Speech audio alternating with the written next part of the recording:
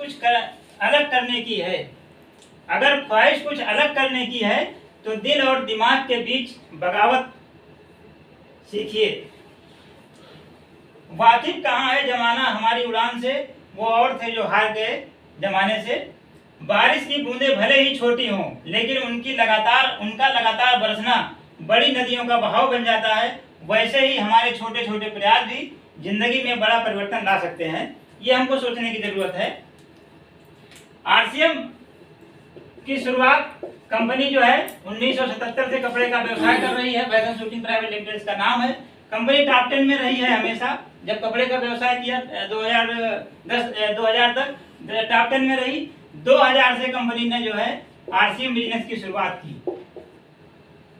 RCM business 2000 से शुरुआत किया और कंपनी के जो है जो हमारे फाउंडर हैं माननीय टीसी छाबड़ा जी, उनके मन में एक विचार आया कि क्या हम ऐसा क्या कुछ करें कि लोग जो है हमारे अगल बगल में मजदूरी करते हैं, खेती किसानी कर रहे हैं, फिर भी जो है वो जिंदगी जो है सही से नहीं गुजार पा रहे हैं।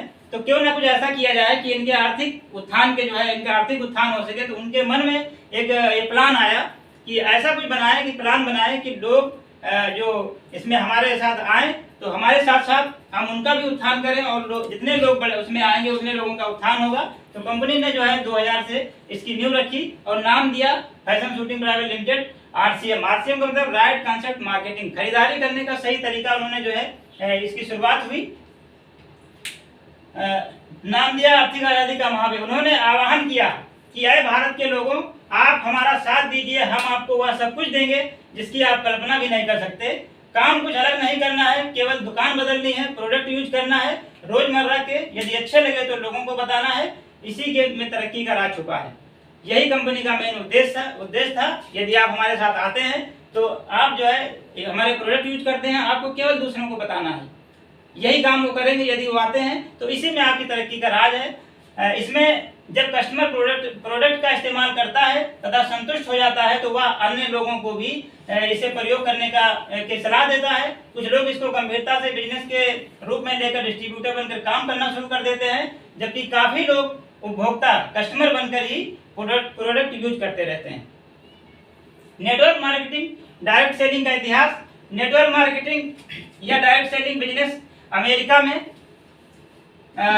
में जो है 1930 से शुरू हुआ और अपने विभिन्न गुणों एवं लाभ के कारण धीरे धीरे पूरे वर्ल्ड में फैल गया।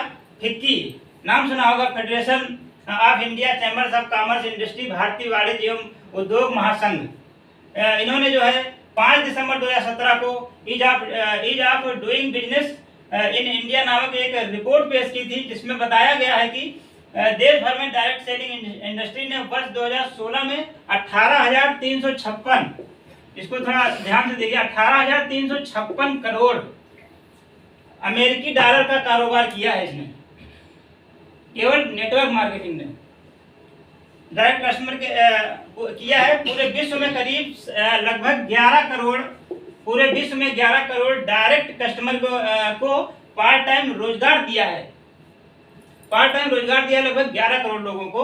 दुनिया के 10 प्रमुख देश जहां पे डायरेक्ट सेलिंग का काम सबसे तेजी से चल रहा है, सबसे तेजी से हो रहा है, उसमें जो है सबसे पहला अमेरिका है, चीन है, जापान है, कोरिया है, ब्राजील है, जर्मनी है, मैक्सिको है, फ्रांस है, मलेशिया है और यूए है। ये 10 देश जो हैं ये इंडस्ट्री से डायरेक्ट सेलिंग के मास्टरमाइंड हैं। शुरुआत यहीं से हुई। इन्हीं लोगों ने जो है यहीं से शुरुआत, ये जो यहाँ लोग जो काम कर रहे थे वहीं से शुरुआत हमारे यहाँ भारत में भी हुई। दुनिया में कुल डायरेक्ट सेलिंग बिजनेस का 78%, कितना है 78% इन देशों में हुआ है और कुल बिजनेस का 93% हिस्सा ऊपर के 23 देशों से आता है।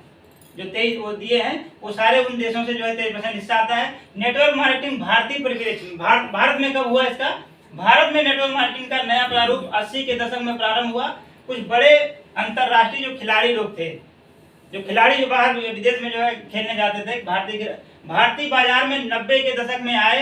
नेटवर्क इंडस्ट्री धीरे धीरे बढ़ती रही और साथ ही कई अवैध पिरामिड स्कीम बताई उन्होंने, जो भी बताया पिरामिड स्कीम बताई, जोड़ने का बिजनेस है, ये है स्कीम बताई।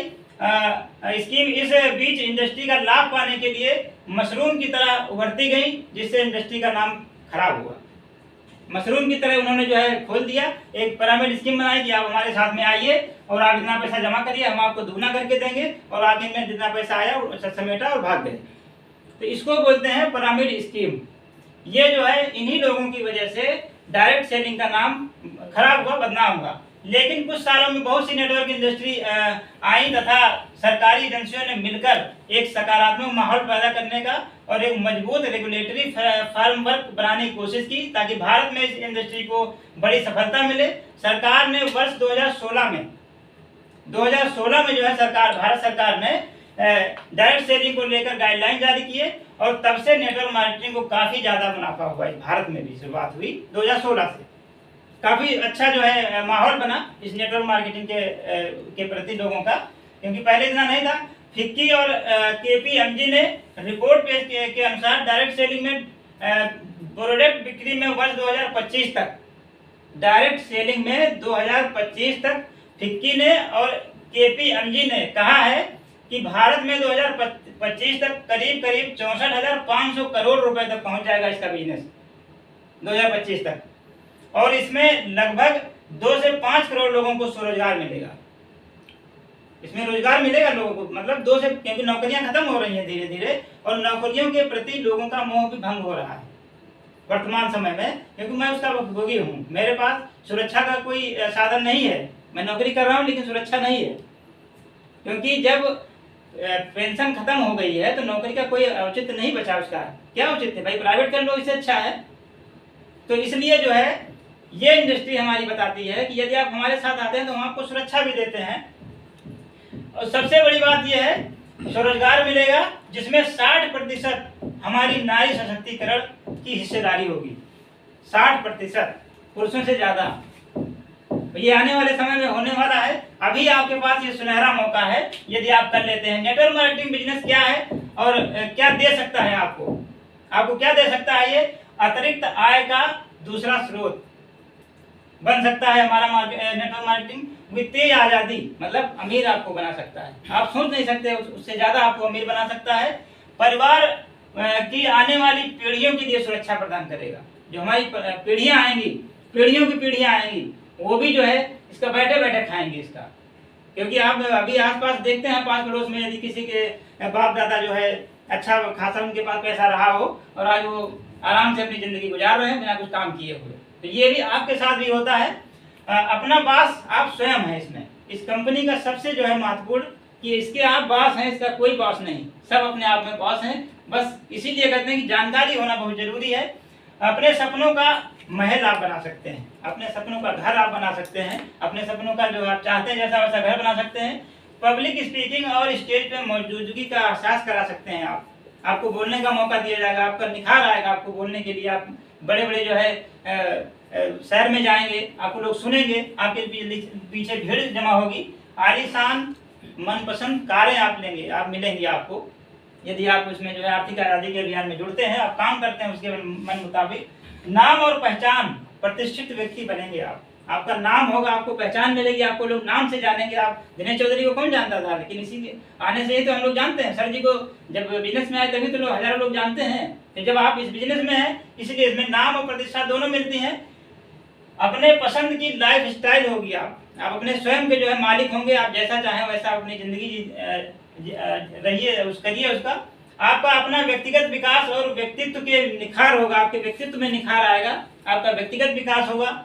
एक अच्छे समाज और देश के बेहतरी के लिए आप अच्छा काम करेंगे, आप लोगों को रोजगार देंगे, लोगों को जो है एक अच्छा जीवन, एक अच्छा स्रोत देंगे आय का। लोग अमीर बनेंगे, लोगों के जो है घरों की स्थिति बदलेगी, लोगों की जीवन स्तर बदलेगा, तो आप उसके हिस्सेदार होंगे। जल्दी रिटायरमेंट सबसे महत्वपूर्ण बात है। मैं यहाँ नौकरी कर रहा हूँ, 60 साल के बाद रिटायरमेंट होगा, लेकिन यदि आप बिजनेस में हैं तो आप 5 साल नौकरी करते हैं, 5 साल के बाद आप रिटायरमेंट ले लीजिए। फिर आप बैठे बैठे जीवन भर खाइए, आपकी 7 पीढ़ियाँ भी नहीं खा पाएंगे, इतना पैसा आपके पास आएगा। इसमें जल्दी रिटायरमेंट होता है। परिवार के साथ बहुमूल्य समय बिताएंगे आप, विदेशों में घूमिए, कहीं भी जाइए, जो पैसा है कहीं सारी चीजें पैसे से आप ले सकते हैं, कहीं भी जाइए घूमिए, अपना कोई दिक्कत नहीं। अपने शौक को पूरा कर पाने की स्वतंत्रता एवं लचीलापन होगा। नए लोगों से मिलना और नया सामाजिक सर्कल बनेगा आपका, नए लोगों से मिलेंगे, नया समाज बनेगा, नए सर्कल लोग मिलेंगे, आपका जो है मान सम्मान बढ़ेगा। दूसरों को मदद करना है। नेटवर्क मार्केटिंग की अद्वितीय विशेषताएं क्या है? परंपरागत बिजनेस वाली कोई परेशानी नहीं, उधार पैसे।